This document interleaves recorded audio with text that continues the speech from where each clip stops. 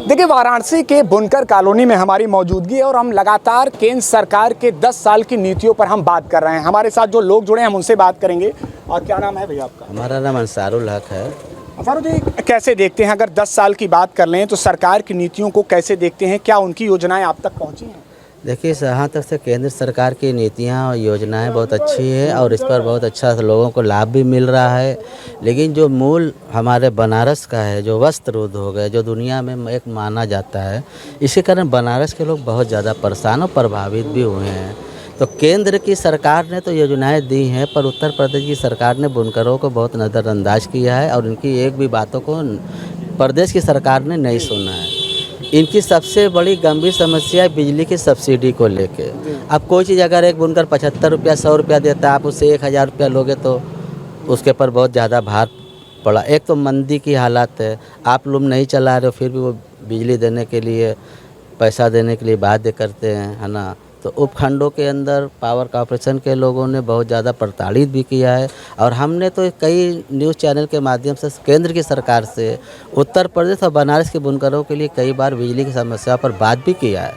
चलिए, अच्छा एक बात बताइए, ये भी सच्चाई है क्या कि बिजली सब्सिडी या कुछ अन्य दिक्कतों की वजह से यहाँ से बुनकरों ने दूसरे बड़े शहरों के लिए पलायन किया है? ये आप लोग भी कहते रहे, इसमें क्या हकीकत है? हाँ, ये बिल्कुल हकीकत है और इसका मूल कारण हमारे प्रदेश की सरकार के कारण ऐसा हुआ है और ये हम मानते हैं, एक सच्चाई भी है। देखिए, सच बोलना चाहिए, चाहे व्यक्ति कोई भी हो, चाहे सरकार कोई भी हो। जब हम सच नहीं बोलेंगे तो हमारी बात सरकार तक, सच दिखाने के लिए यहाँ पर हाँ, तो सच आपकी जिम्मेदारी है जिस तरह, तो उस तरह हमारी भी जिम्मेदारी एक आम नागरिक के कारण।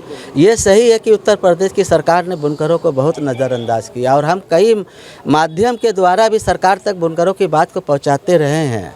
बहुत ज़्यादा प्रताड़ित हुए हैं यहाँ के बुनकर, इसीलिए वो पलायन कर रहे हैं। देखिए, बनारस बहुत छोटा हब है कपड़े का, नामी तो बहुत है पर है बहुत छोटा, बहुत गरीब वर्ग है।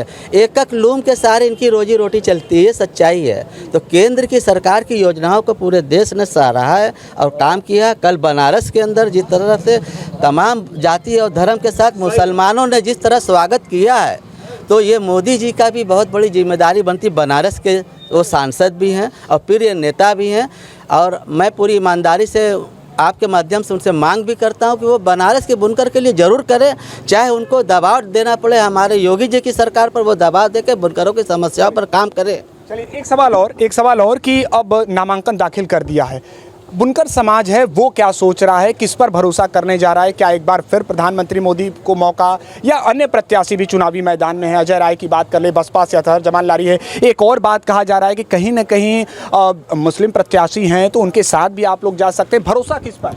देखिए, हमारा किसी से भी विरोध नहीं है, लेकिन जहाँ तक से बनारस में हम लोग चर्चा में सुनते कि अजय राय अच्छे कैंडिडेट नहीं है, उनकी जगह पर और भी कैंडिडेट कौन अच्छा है तो किसको? अब मोदी जी के आगे तो कोई कैंडिडेट तो किसी को भी समझ में नहीं आ रहा। अब मुसलमान भी धीरे धीरे राजनीति को समझ चुका है और समझ भी रहा है, इसलिए मुसलमान भी बीजेपी के साथ मोदी जी के कारण जुड़ रहा है। चलिए चाचा, आप क्या सोच रहे हैं? चलिए, हम कुछ और लोगों से बात यहाँ पर करेंगे। एक युवा मुस्लिम मतदाता होने के नाते आप क्या सोच रहे हैं, किन आधार पर वोट करना चाहिए? वोट जो सच्चाई के बल पे काम करे, सच्चाई के दोनों आपके क्षेत्र में काम, दोनों समुदाय के रूप में एक नेता दोनों पार्टी को देखे, हिंदू मुस्लिम ना देखे, धर्म ना देखे। तो हुआ है, आपको लगता है 10 सालों में हुआ है हिंदू? देखिए, मुस्लिम के पक्ष में हमें जहाँ तक पता है 25% काम होता है और कोई किसी के पक्ष में 75%। तो ये चीज़ें बराबर होना चाहिए। ये चीज़ें अगर बराबर रही तो लाइफ टाइम तक हो सकता है मोदी जी चले, लाइफ टाइम तक मोदी जी प्रधानमंत्री रह जाए, अगर ये चीज़ें पर अगर ध्यान दे दे तो। खैर, ये तो लोकतांत्रिक चुनाव की बात है, अगर जनता जैसा निर्धारित करेगी वैसा होगी। मामला विकास का नहीं है, विकास तो है मोदी के राज्य में, विश्वास बनाए विकास से, धंधे के माध्यम से नहीं। चलिए, विकास के आधार पर ही वोटिंग होनी चाहिए। जल्दी अंतिम सवाल ले लेते हैं, समय की पाबंदी है। हाँ, आप कुछ कहना चाह रहे थे? देखिए, जो धर्म की राजनीति है वो नहीं होनी चाहिए। चलिए, अच्छा एक बात बताइए, आज नामांकन हो गया है, आप क्या सोच रहे हैं, किस पर भरोसा? बीएसपी, इंडिया गठबंधन या भाजपा? नहीं, मोदी जी पर ही भरोसा है, लेकिन वो धर्म की राजनीति पर नहीं। धर्म की राजनीति नहीं होनी चाहिए। आप क्या सोचते हैं? जी, मैं ये सोचता हूँ बुनकर के हालात बहुत ख़राब है। मोदी जी 10 साल में कोई काम नहीं किया है। बुनकर यहाँ का रो रहा है, प्लान कर रहा है, बुनकर हर रोज़ मर रहा है, उसके पास खाने का भी पैसा नहीं है। मोदी जी ने कुछ काम नहीं किया, यहाँ पर कुछ भी काम नहीं किया है मोदी जी। ये सच है बनारस का। आप इस बार किस पर भरोसा? इस बार मोदी जी पे भरोसा हम लोग नहीं करेंगे। और लोगों से बात करते हैं। आप चाचा, हम लोग ये भरोसा नहीं करते। आप लोग भी नहीं बचे। चलिए और लोगों से यहाँ पर बात करते हैं। यहाँ जितने लोग हैं बात करना चाहेंगे, आइए कुछ बातें करते हैं जल्दी जल्दी।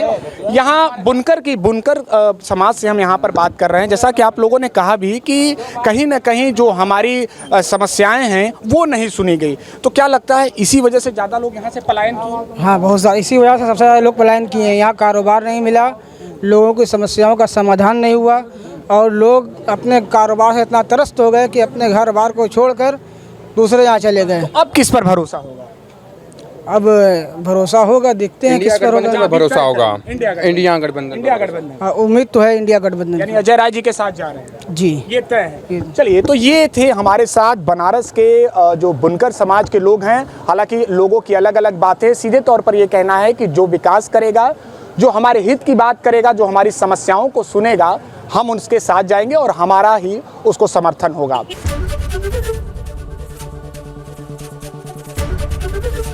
एबीपी गंगा, खबर आपकी, जुबान आपकी।